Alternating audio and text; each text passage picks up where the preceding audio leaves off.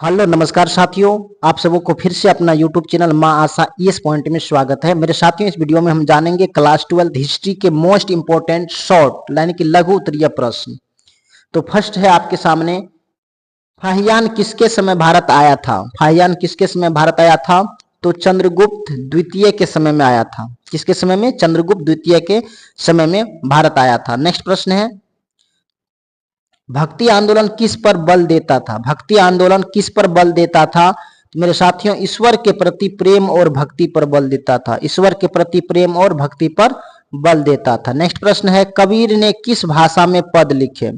कबीर ने किस भाषा में पद लिखे? तो साधु भाषा यानी कि लोक भाषा में। किस भाषा में? लोक भाषा में इन्होंने पद लिखे। नेक्स्ट प्रश्न है, सूफी संतों को केंद्र को क्या कहते हैं? सूफी संतों के केंद्रों को क्या कहते हैं? तो खानकाह कहा जाता है। क्या कहा जाता है? खानकाह। नेक्स्ट प्रश्न है, चिश्ती सिलसिले के प्रसिद्ध संत कौन थे? चिश्ती सिलसिले के प्रसिद्ध संत कौन थे? तो ख्वाजा मोइनुद्दीन चिश्ती। कौन थे? ख्वाजा मोइनुद्दीन चिश्ती।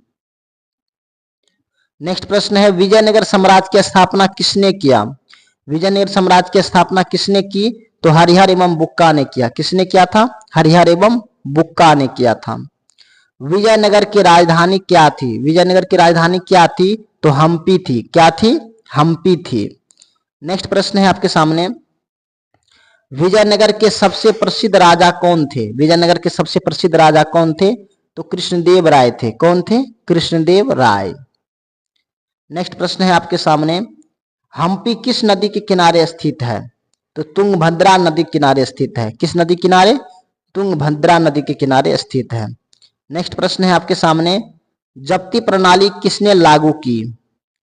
जब्ती प्रणाली किसने लागू की? तो अकबर ने किया था। किसने किया था? अकबर ने किया था। दहसाला प्रणाली किससे संबंधित है? दहसाला प्रणाली किससे संबंधित है? तो ये भू राजस्व से संबंधित है। किससे संबंधित है?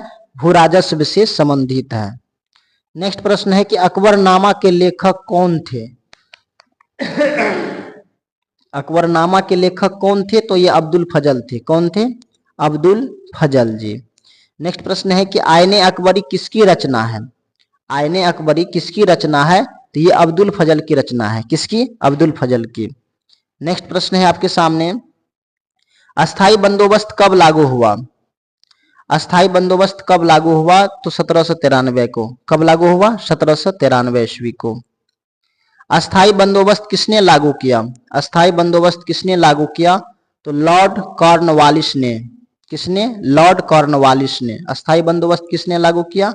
लॉर्ड कॉर्नवालिस ने किया था। नेक्स्ट प्रश्न है, रैयतवाड़ी व्यवस्था किन क्षेत्रों में लागू हुई? रैयतवाड़ी व्यवस्था किन क्षेत्रों में लागू हुई?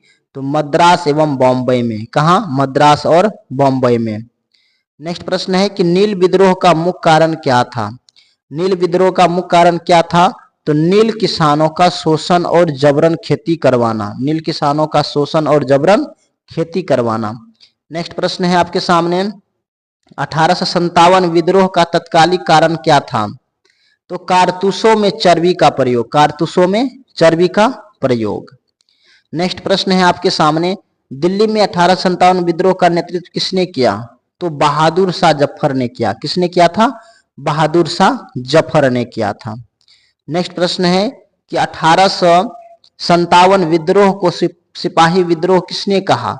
1857 ईस्वी के विद्रोह को सिपाही विद्रोह किसने कहा? तो अंग्रेज इतिहासकारों ने। किसने कहा? अंग्रेज इतिहासकारों ने। नेक्स्ट और अंतिम प्रश्न है आपके सामने, 1857 के विद्रोह एक परिणाम लिखिए। यानी कि 1857 के विद्रोह का एक या दो परिणाम कहेगा लिखने के लिए, तो क्या होगा? ईस्ट इंडिया कंपनी का शासन समाप्त हो गया। 1857 ईस्वी क्रांति जैसे हुआ तो उसका परिणाम ये हुआ कि ईस्ट इंडिया कंपनी का शासन का समाप्त हुआ। तो मेरे साथियों, ये वीडियो आपको कैसा लगा आप हमें कमेंट में बताएंगे।